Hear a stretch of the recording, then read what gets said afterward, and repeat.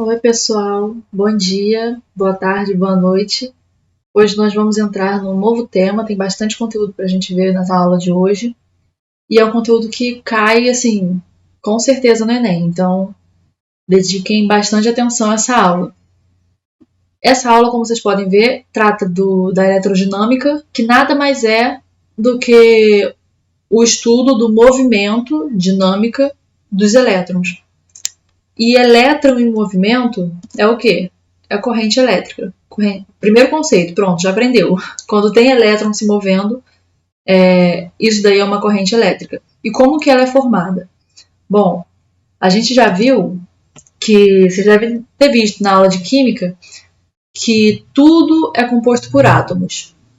E nesses átomos, como eu demarquei aqui, ó, a gente tem os prótons, que são partezinhas do átomo com carga positiva, e os nêutrons, que nem carga positiva nem negativa. A carga negativa está um pouco distante do núcleo, tá aqui nos elétrons, né, que ficam orbitando em volta do núcleo. Então é isso aí que é o nosso átomo. E quando a gente tem um condutor, tipo a fiação lá da nossa casa, os elétrons se movem de forma livre, de forma desordenada. E quando a gente aplica uma diferença de potencial, uma DDP, que a gente vai chamar, daqui a pouco a gente vai ver, tensão elétrica, quando a gente aplica uma, a gente pega esses elétrons que estavam se movendo de qualquer jeito e faz com que eles caminhem em uma direção só, formando a corrente elétrica. Eu coloquei um GIF aqui para vocês verem. Se vocês observarem, elétron livre é o mais distante do núcleo, né? É bom dizer isso. Tem os elétrons e o elétron mais longe são os elétrons livres. E por estar mais longe, a força de ligação dele com o núcleo é mais fraca. Tenham isso em mente, porque vai ser bom vocês terem isso em mente daqui a pouco. Quanto mais próximo, né, tem o próton lá e o elétron. Cargas positiva e negativa, eles fazem o quê? Sinais diferentes, cargas diferentes se atraem. Os opostos se atraem, certo? Quanto mais longe ele estiver, menos eles vão conseguir se atrair. Então tenha isso em mente. Eu coloquei um gifzinho aqui, que ó, vocês podem observar os elétrons se movendo desordenadamente, e quando eu aplico a diferença de potencial, eles começam a se mover numa direção só. Aqui, essa diferença de potencial aqui, no caso, é uma bateria, né? E a gente representa assim no circuito, duas barras, sendo que a barra menor é o lado negativo da bateria e a barra maior o lado positivo. E a gente pode ver que os elétrons, se aqui é negativo, né, esse fio aqui está negativo, se aqui é positivo, esse lado aqui é positivo. Os elétrons, ó, como eles são negativos, eles tendem a se afastar do lado negativo. Então a corrente vai para que lado? Para o lado esquerdo, certo? Vai tentar se aproximar do positivo. E essa é a corrente elétrica real. Só que quando estava sendo estudado isso na física, a gente ainda não sabia disso. Então, a gente tem uma corrente que é a corrente convencional, né? Convenção, a gente sentou, o pessoal da física sentou e falou, a corrente é isso aqui, vai para esse lado. Eles convencionaram que era para o lado oposto. Então, tem essa troquinha aí. Apesar de a corrente real, da gente entender que os elétrons vão para um lado, na física a gente trata como se fosse para o outro. Fazer o que, não é mesmo? E a gente tem uma equaçãozinha, essa equação aqui, ó. A corrente é igual à variação da carga, esse aqui é de carga, pelo intervalo de tempo. E aqui está o que é cada coisa. Carga é medida em Coulomb e corrente elétrica é medida em ampere. Beleza? E condutividade elétrica. Condutividade elétrica tem a ver com o quê? Lembra que eu falei desse elétron livre que está aqui? Esses elétrons que vão se mover formando a corrente elétrica são os elétrons livres, os que estão mais fracos com o núcleo, então eles conseguem se mover, o núcleo não consegue prender ele. E aí, alguns materiais têm essa facilidade maior, o elétron livre consegue se mover mais facilmente, e outros não. E a gente mede isso através da condutividade. quanto maior a condutividade, mais fácil é para o elétron se mover no material. Mais fraca é a atração entre o núcleo e o elétron. E isso é o que caracteriza os nossos condutores. Condutores nada mais são do que materiais que conduzem bem a eletricidade.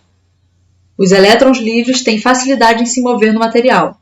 Como exemplo, a gente tem o alumínio e o cobre, que a gente usa muito nas fiações da nossa casa, né? Nos eletrônicos, enfim. E a gente tem também os semicondutores, que eles conduzem corrente elétrica, mas não tão bem. A gente tem aqui esse exemplo aqui, o silício e o germânio, são outras duas substâncias.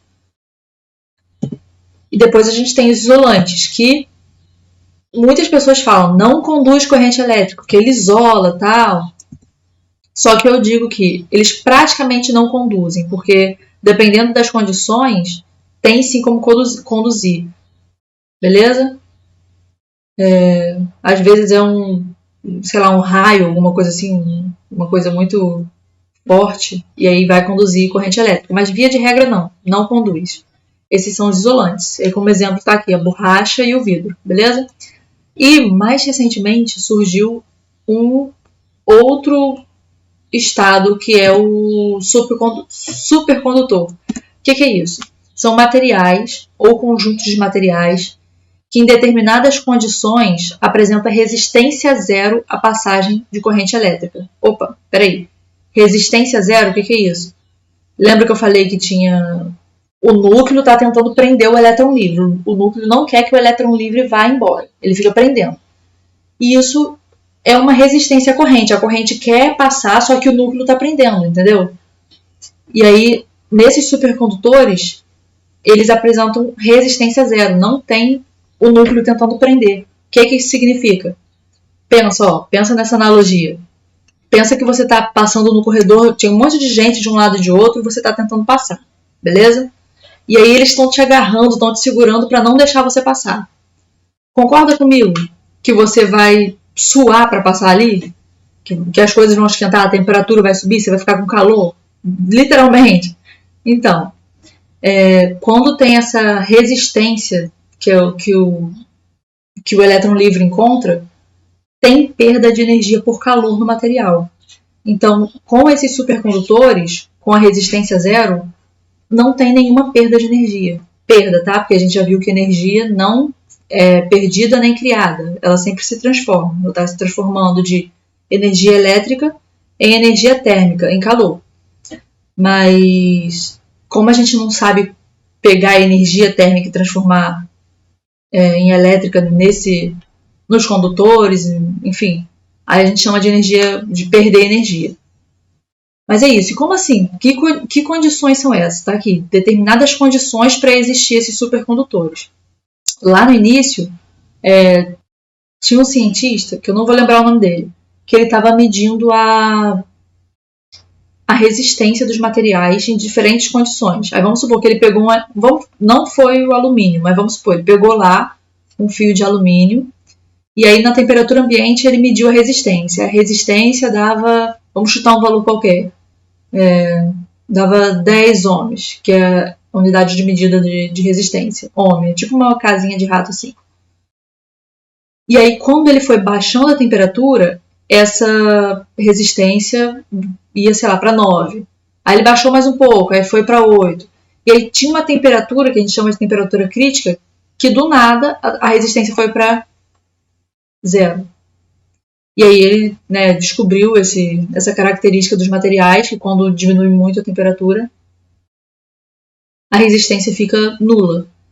E hoje em dia, começou com um material, depois o pessoal começou a analisar outros materiais para ver se acontecia a mesma coisa. E aí depois eles começaram a misturar, começaram a montar ligas metálicas de mais de um metal, para ver se conseguia achar um condutor que a temperatura ambiente apresentasse essa característica. E aí é uma área de pesquisa assim, muito rica até hoje. Enfim, eu botei um textinho no final do slide falando um pouquinho sobre isso para quem se interessar. Mas então é isso. Isso é condutividade elétrica, tá? Eu trouxe aqui uma tabelinha. Ó. A prata, a condutividade dela é 6,8 vezes 10 a 7. O cobre 6 vezes 10 a 7. O aço inoxidável, a resistividade dele é bem baixa se comparado à da prata, né? Então tá aí, é um número que é a característica de cada material. Esse número diz o quanto o material permite a passagem de corrente elétrica, beleza? Bom, vamos fazer um exercíciozinho aqui? Atualmente, há um número cada vez maior de equipamentos elétricos portáteis e isto tem levado a grandes esforços no desenvolvimento de baterias com maior capacidade de carga, menor volume, menor peso, maior quantidade de ciclos e menor tempo de recarga, entre outras qualidades. Beleza. Outro exemplo de desenvolvimento com vistas a recargas rápidas é o protótipo de uma bateria íon-lítio com estrutura íon-lítio com estrutura tridimensional. Considere que uma bateria inicialmente descarregada, é carregada com uma corrente elétrica média de 3,2 A, até atingir sua carga máxima de 0,8 ampere-hora, beleza? O tempo gasto para recarregar a bateria é de... Bom, a gente tem lá a nossa equaçãozinha que a gente viu, que é essa, que a corrente é igual a variação de carga sobre tempo. Só que o que a gente quer aqui é o tempo, certo? Então, vamos mudar aqui, passar o tempo para lá, tá dividindo, passa multiplicando. Essa corrente aqui tá em cima, vai para baixo. A gente fica assim, opa, caramba, anotei errado aqui. Isso aqui é corrente, beleza? Aí, substituindo os valores, a variação da carga. Qual que é a variação? No início, ela tem 0, né? E eu quero chegar a 8. Então, é final menos inicial. 8 menos 0, certo? Aí vai ficar... 8 não, né? Perdão, 0,8. Vai ficar 0,8 ampere-hora sobre 3,2 ampere, que é a nossa corrente. Beleza? Aí... Mas eu não gosto de fazer conta com vírgula, eu vou passar tudo para fração. Mas antes, dá para simplificar aqui ampere, ampere. A gente já está vendo que nossa resposta final vai estar em hora, o que faz sentido, né? Porque aqui é um intervalo de tempo, então tá beleza. Então, vamos agora transformar essas frações. Como é que esse número decimal em fração? 0,8. Andou uma vez com a vírgula, aí fica 8 em cima. Bota 0 porque andou uma vez com a vírgula. É assim que eu faço, beleza? Então, em cima, 8 sobre 10, 32 sobre 10. Fração de fração.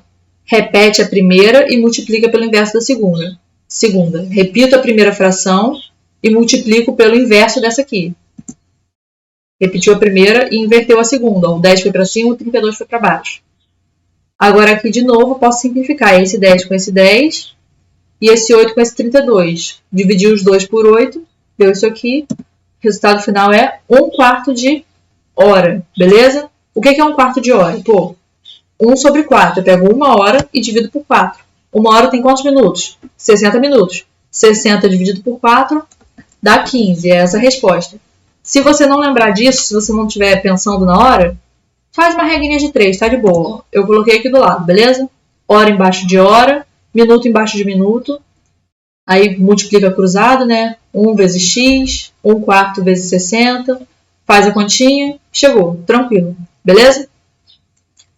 Então, vamos dar continuidade. A gente estava falando agora há pouco de... vontade de espirrar. A gente estava falando agora há pouco de condutividade. O oposto da condutividade é a resistividade. Inclusive, eu nem sei se eu coloquei aqui no slide, mas a condutividade é esse sinal, né?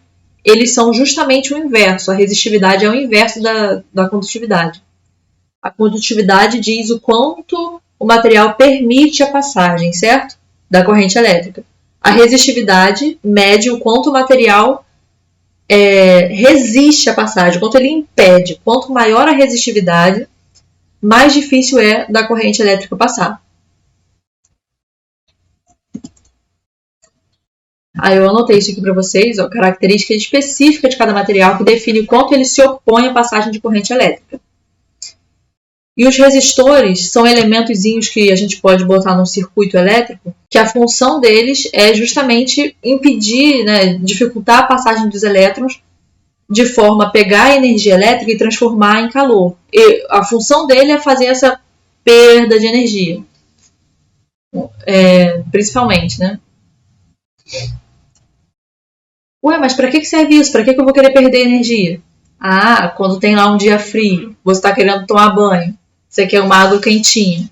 A gente passa, tem lá no nosso chuveiro, tem uma resistência elétrica, né? Que é responsável por aquecer a água. Então a gente usa a resistividade elétrica do material a nosso favor, para esquentar as coisas. E a resistência, o resistor, a gente representa dessa forma no nosso circuito. Ou é um... Como é que chama? Um zigue-zaguezinho assim, ou essa caixinha com R dentro, beleza? Assim que a gente representa.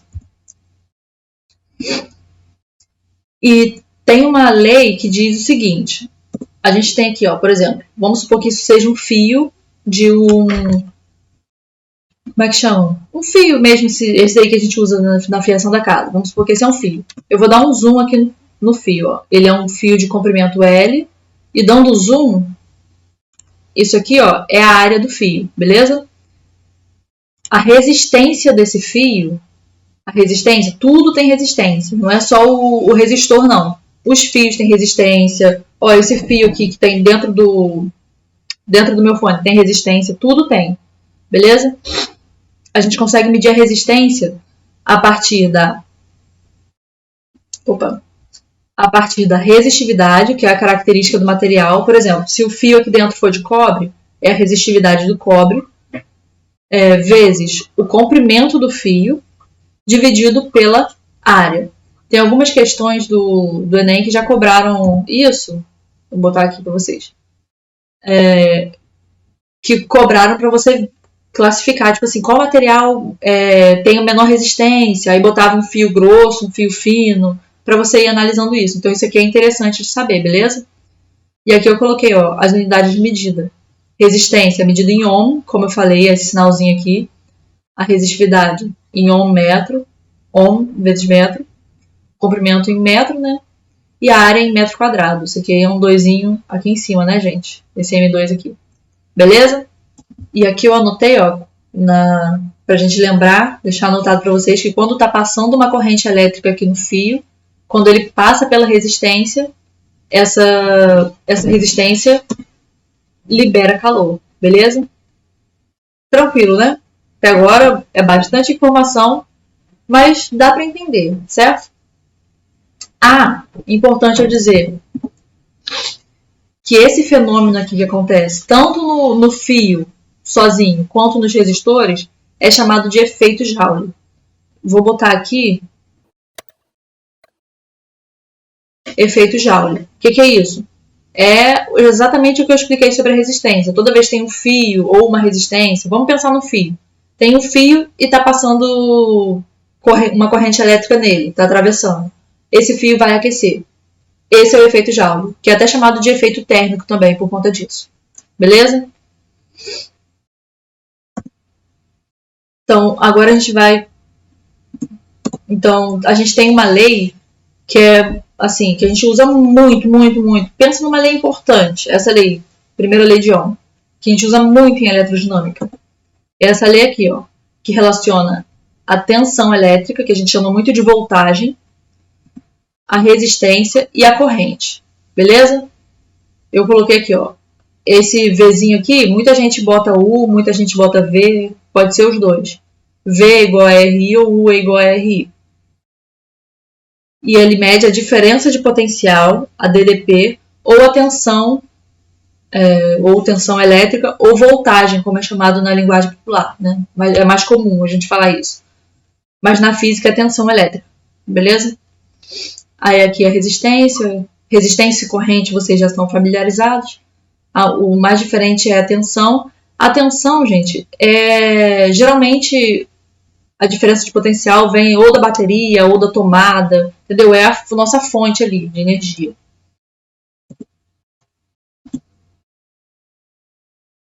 E outra coisa muito importante, que pode ser muito útil também, é a gente saber o que é um resistor ôhmico. Resistor ôhmico é o resistor que obedece essa lei aqui, entendeu?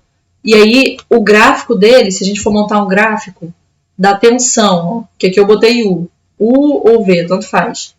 Se a gente montar um gráfico da tensão em relação à corrente, ele é uma reta. Se não fosse um condutor ôhmico, seria, por exemplo, assim, entendeu?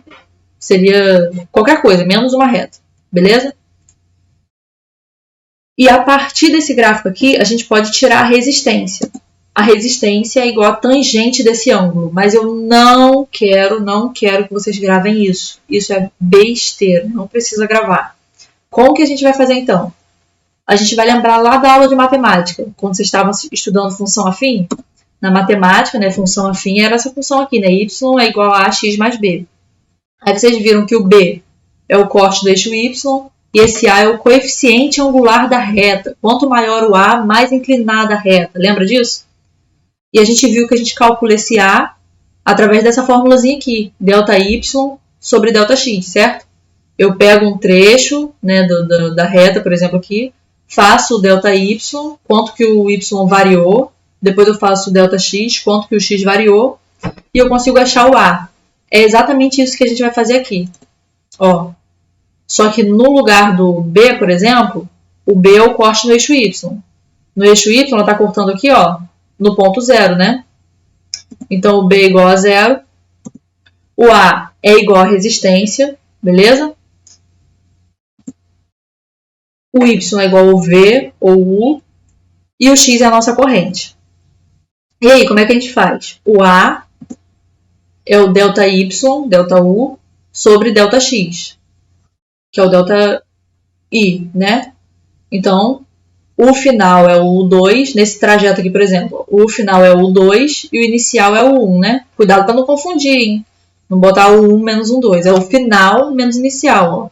O ponto final é esse aqui, o ponto inicial é esse.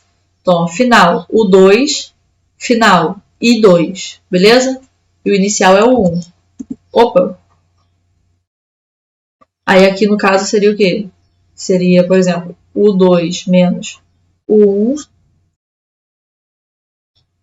e 2 menos I1, beleza? Aí a gente acha a resistência através do gráfico. Isso pode ser bastante útil também, fica de olho. Então vamos lá. Ó, exercício. Um condutor a ser submetido a uma diferença de potencial variável apresenta o diagrama V contra I, né? Tá lá embaixo. V contra I representado abaixo. Sobre esse condutor, considerando a temperatura constante, é correto afirmar que, bom, antes de tudo, não vou nem ler as alternativas. Eu estou vendo um gráfico que não é uma reta, que é uma curva. Então, o que isso significa? A gente acabou de ver que ele não é um resistor ôhmico, que ele não obedece à primeira lei de Ohm. Então, vamos ver aqui. Ó, é ôhmico, pode tirar. É ôhmico, pode tirar. Não é ôhmico. Então, tem que ser essas três de baixo. Então, agora a gente observa o resto. E sua resistência elétrica é 3 quando a intensidade da corrente é 1. Então, a intensidade da corrente é 1. Vamos ver se a resistência elétrica é isso. Ó. V igual RI. É a equação que a gente vai usar sempre. V igual a RI. Quando a corrente é 1, a tensão é 3. R vezes 1 dá R, né? R igual a 3 ohm. Já achei a resposta, né? Não é ohm, porque a resistência é. Beleza, então é essa aqui. Vamos ver se os outros fazem sentido, o que é. Ó, não é ohm, porque sua resistência é 3 quando a intensidade da corrente elétrica é 2. Então, vamos lá. Quando é 2, vamos ver. V igual a RI. Quando a corrente é 2, a tensão é 12, né? Ó, 12, beleza. 12. O 2 está lá multiplicando, passa para cá dividindo, então R é igual a 12 sobre 2, que é igual a 6 ohm. Essa aqui não é, né? Não é ôhmico e sua resistência é 6 quando a intensidade da corrente elétrica é 1. A gente acabou de ver que era 3, né? Então, beleza, é a letra C. Tranquilo, né, gente? Bem tranquilo até agora. É um conteúdo muito legal de se ver. Então, vamos lá. Uma outra questãozinha aqui mais simples, ó. Uma tensão de 12 volts aplicada a uma resistência de 0,5 produzirá uma corrente de... Eu ia fazer isso aqui, eu acho que eu até botei a resposta aqui, mas eu vou deixar. Tenta fazer aí, e aí dá um pause no vídeo, porque essa é simples. Dá um pause no vídeo, tenta fazer, depois continua. Você já deu pause, né? Então, ó, aqui dá a resolução dela. U é igual a RI, a tensão é 12, né? A resistência, olha como é que eu botei. Não usem número com vírgula, fração é muito mais fácil. Isso aqui 0,5. Professora, mas 0,5 não era 5 sobre 10? É, gente, mas só que 5 sobre 10 eu posso simplificar e dar, ó, dividido por 5 dá 1, dividido por 5 dá 2. Mesma coisa que 1 meio. Ou, eu já penso dessa forma, eu gosto de pensar como se fosse ponto, porque quando aluno, quando pensa em ponto, a mente matemática parece que começa a funcionar. Se eu tirasse 0,5 na prova, eu tirei meio ponto, então 0,5 é meio, tranquilo? Aí esse 2 está dividindo, passa para lá, multiplicando. Aí a corrente é igual a 12 vezes 2, que é igual a 24 amperes. Certo? Alternativa C. Beleza. Aqui eu tenho algumas equações que a gente vai ver daqui a pouco como que a gente usa a equação da potência. E aqui da energia, que é igual a potência vezes o tempo, né? A energia que a gente gasta para fazer determinada coisa. E essas aqui são duas relações que é interessante a gente saber, que um joule, né, a unidade de medida de energia, como a gente já viu em umas aulas atrás sobre trabalho e energia, um joule é igual ao watts vezes segundo. Tem gente que fala watts, tem gente que fala watts, enfim. Isso aqui não é watt de watt o que não, tá, gente? Isso aqui é o watts, não sei, a unidade de potência, beleza? Isso aqui é segundo, né? E aqui, ó, 1 kWh é igual a 3,6 vezes 10 a 6 joule. A gente usa, às vezes, isso em alguma questão, principalmente quando traz, sei lá, conta de luz, para você ver quanto de energia foi gasto, que aí dá em forma de potência, pede para você achar em forma de energia, em forma de joule. A gente usa bastante isso aqui, beleza? Então, vamos lá. Então, eu vou dar um cortezinho aqui e aí a gente continua no próximo vídeo.